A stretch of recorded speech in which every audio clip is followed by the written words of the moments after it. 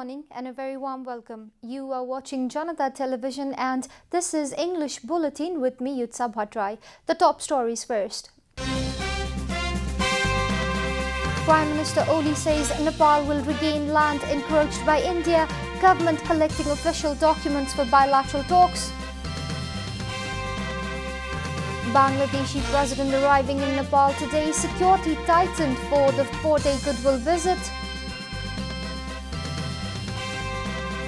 Additional flights arriving in Nepal for Visit Nepal 2020. Canada approves SpiceJet and Vistara Airlines. Myanmar faces a genocide lawsuit at top UN court. Gambia files case on behalf of Islamic States. And West Indies whitewashes Afghanistan in ODI series. Hope scores a century in the final match.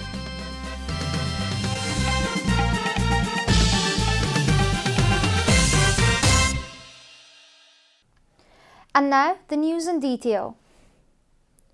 Prime Minister KP Sharma Oli has expressed his commitment that the government will push forward resolutely to regain the land encroached by India. Oli, who is also the chairman of the ruling Nepal Communist Party, reiterated that the government is committed to protect its international border and regain the land encroached by India.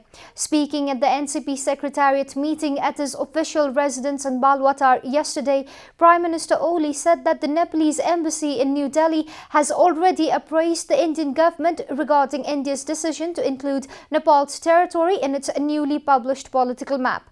The Prime Minister also briefed the meeting that the government is collecting official documents to hold bilateral talks with India regarding this issue.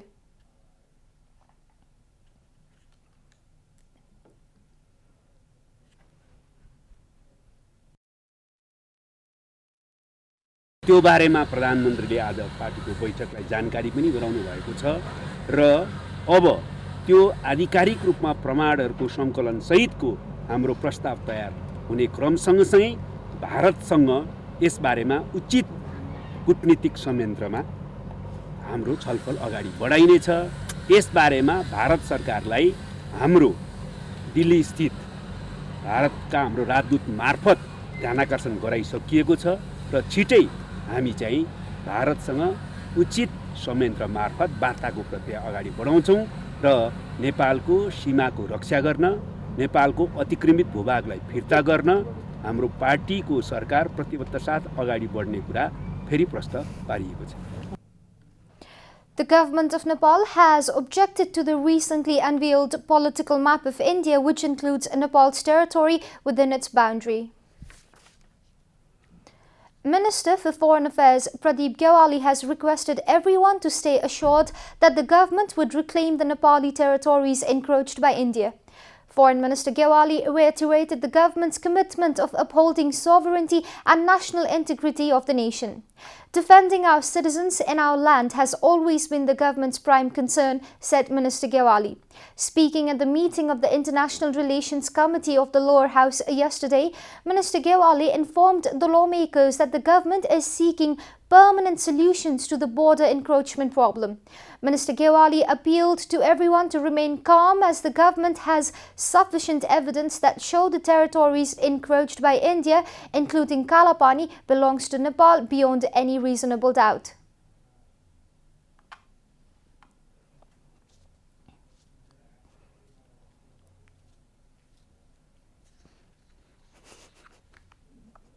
सरकारको पहिलो कर्तव्य देशको सार्वभौम सत्ताको अखण्डता राष्ट्रियताको रक्षा गर्नु हो र दोस्रो नागरिकहरूको रक्षा गर्नु हो। यी दुईटा कुरा पनि गर्न सकेन भने कुनै सरकारको रूपमै रहँदैन।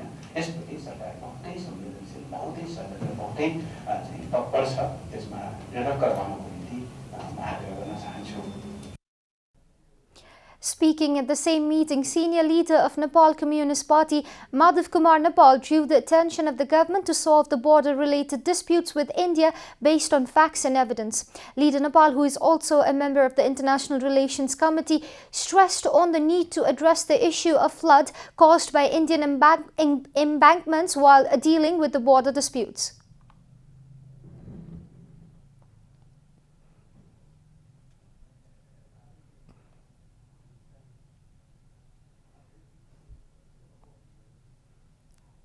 सीमानासँग जोडिएको तटबन्धसँग जोडिएको नेपाली भूभाग पुरै जलमग्न हुने यो त्यसपछि तर अहिले हामी पहिलो विषय दैनिक केन्द्रबिन्दुमा राखेर छलफल चलाइरहेका छौँ। कुनै पनि तहमा कुराकानी गर्दाखेरि सम्पूर्ण हिसाबले एउटा तयार गरेर तथ्याङ्क सहित पुष्टि हुने आधारहरू सहित हामीले एउटा तयार गरेर जानुपर्दछ। The members of the committee have cautioned the government to be sensitive while seeking political solution to the crisis. President of Bangladesh, Mohammad Abdul Hamid, will be arriving in Nepal for his 4 days goodwill visit today. President Hamid is visiting Nepal at the invitation of President Vidya Devi Bhandari. Security has been tightened from Trivandrum International Airport to the hotel where President Hamid will be staying. Security forces have also been deployed around the meeting venue of President Hamid. During the goodwill visit, President Hamid is scheduled to meet President Bhandari, Vice President Namda Bahadur Poon, Prime Minister KP Sharma Oli, Chairman of the National Assembly Ganesh Prasad Timalsina, and Minister for Foreign Affairs Pradeep Gyawali. Will also pay courtesy call on the President of Bangladesh separately. President Hamid is also expected to meet former Prime Minister and Chairman of ruling Nepal Communist Party Pushpa Kamal Dahal and Nepali Congress President Sher Bahadur Deuba. President Hamid, along with his delegation, will also visit the historically and archaeologically important sites of Kathmandu and Pokhara. President Hamid will return back to Bangladesh on November 15, this Friday. This is Janata Bulletin. We'll be right back after a short break.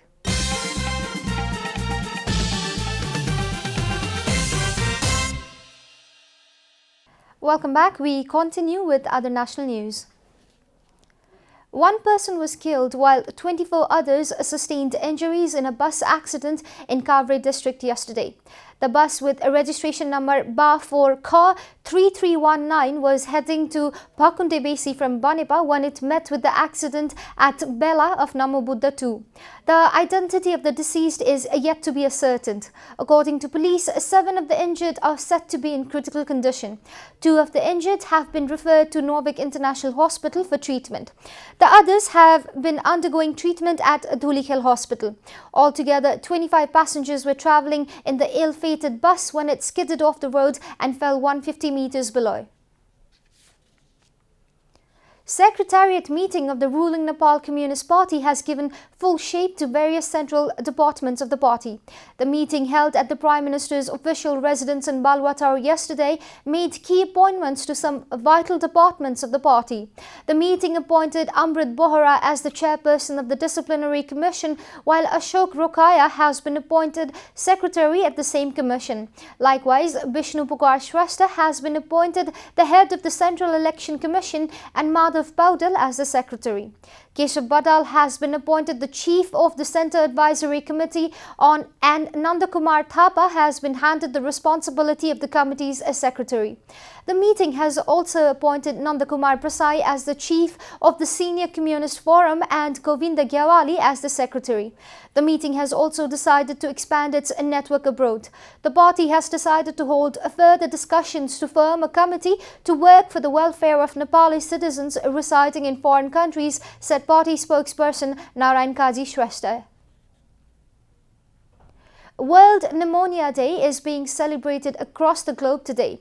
The day is being celebrated to spread awareness among the people about the possible threats of pneumonia to children below the age of 5 and adults above the age of 60. Medical practitioners suggest anyone who has persistent cough and cold for over a week must get themselves checked immediately. The spread of disease is particularly high in the winter season because the immune system slows down in the cold weather and people tend to stay within close proximity of one another. To avoid common cold in the winter season, the medics suggest using masks, eating homemade food, increasing fluid intake and avoiding people who show symptoms. Infants should be kept hydrated and must be administered paracetamol tablets instead of cough syrup if they are suspected of common cold. However, if voice changes are noticed, the medics strongly recommend a visit to the nearest clinic for diagnosis. Sikh devotees across the world will be celebrating the birth anniversary of the first Sikh leader, Guru Nanak, today. The Sikh community of Nepal will also be commemorating Guru Nanak's anniversary by organizing various programs to mark the day. The day is also known as Guru Nanak Prakashotsav and Guru Nanak Jayanti. Guru Nanak Jayanti is the most sacred day for the Sikh community around the world. Today, Sikh devotees gather at Gurudwara and observe the Guru's birthday, chanting various mantras and hymns that describe Guru's greatness. The devotees host prasad ceremony after the morning prayers to spread the message of social harmony and unity. Devotees will start reading the holy book Guru Granth Sahib 48 hours before the anniversary as a part of the ritual. This process is known as Anurup Samapan. Guru Nanak Satsang Gurudwara in Kupandol will also hold prayer ceremony to observe this day. And now the news from economic front.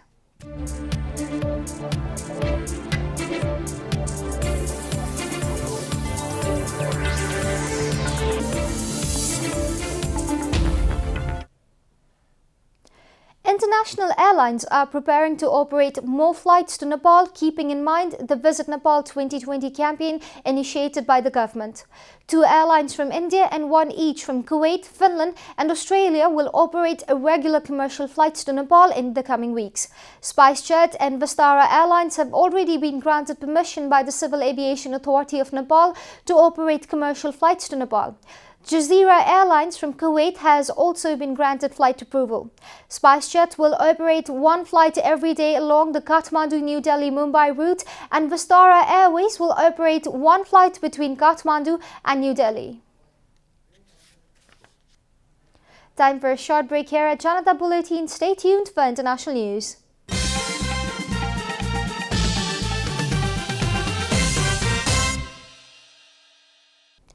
Welcome back. Now the international news.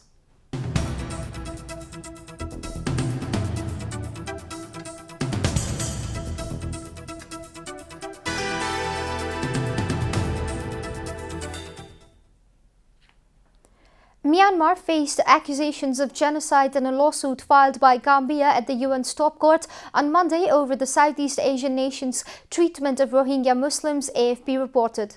According to the French news agency, Gambia has said it was acting on behalf of the 57 Nations Organization of Islamic Cooperation in bringing the case against Myanmar before the International Court of Justice in The Hague. It accuses Myanmar of breaching the UN Genocide Convention through a bloody military campaign which has driven hundreds of thousands of people from the Rohingya minority into neighboring Bangladesh. In 2017, a brutal military crackdown forced 740,000 Rohingya to flee over the border into sprawling camps in Bangladesh in violence that UN investigators say amounts to genocide. The lawsuit asked the ICJ to order Myanmar to cease and desist from its genocidal acts, to punish the perpetrators and to provide reparations for the Rohingya victims, Gambia's Justice Ministry said. It said Myanmar had failed to meet its obligations to prevent and to punish genocide with the specific intent of state actors to destroy the Rohingya as a group. Catalan separatists blocked traffic on a motorway linking Spain and France in a fresh protest yesterday against the sentencing of the 9 of their leaders to lengthy jail terms last month. AFP reported that the demonstrators cut the AP7 motorway near the city of Girona in eastern Spain a day after a general election. While Prime Minister Pedro Sanchez's Socialist Party emerged as winners but weakened, the far-right party Vox surged to third place on the strength of its hardline stance against separatism. Dozens of vehicles blocked the motorway, an important truck route between the two countries, while some 300 people set up a barricade, according to an AFP photographer at the scene. The protest was called by a new organization called Democratic Tsunami, which said it would last for 3 days. Catalonia was rocked by days of pro-independence rallies after Spain's Supreme Court on October 14 handed down jail terms to 9 politicians and activists for their role in the failed 2017 secession bid. You are watching Janata Bulletin, and now the latest from the world of sports.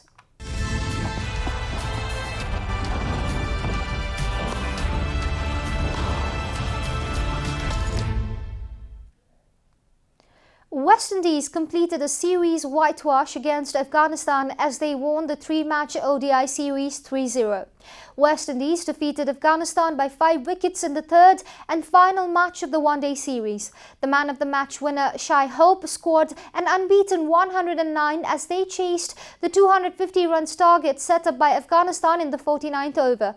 Earlier, Afghanistan was put to bat first by West Indies captain Pollard after winning the toss.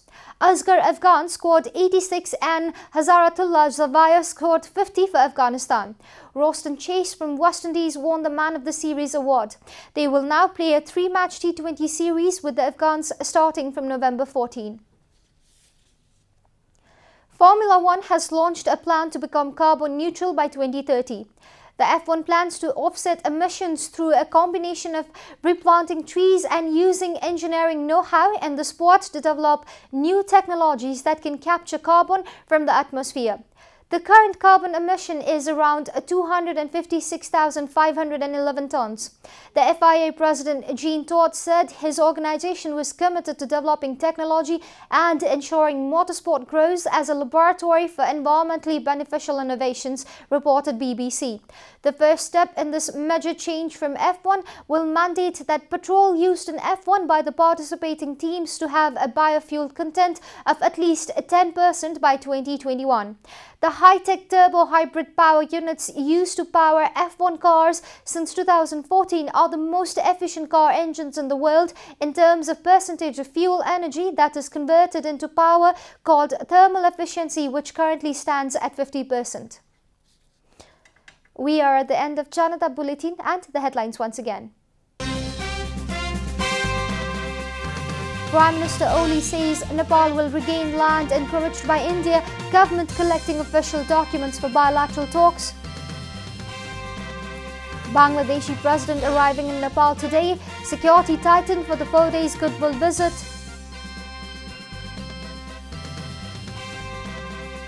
Additional flights arriving in Nepal for Visit Nepal 2020, Cairn approves SpiceJet and Vistara Airlines. Myanmar faces genocide lawsuit at top UN court. Gambia files case on behalf of Islamic State. And West Indies whitewashes Afghanistan in the ODI series. Hope scores century in the final match.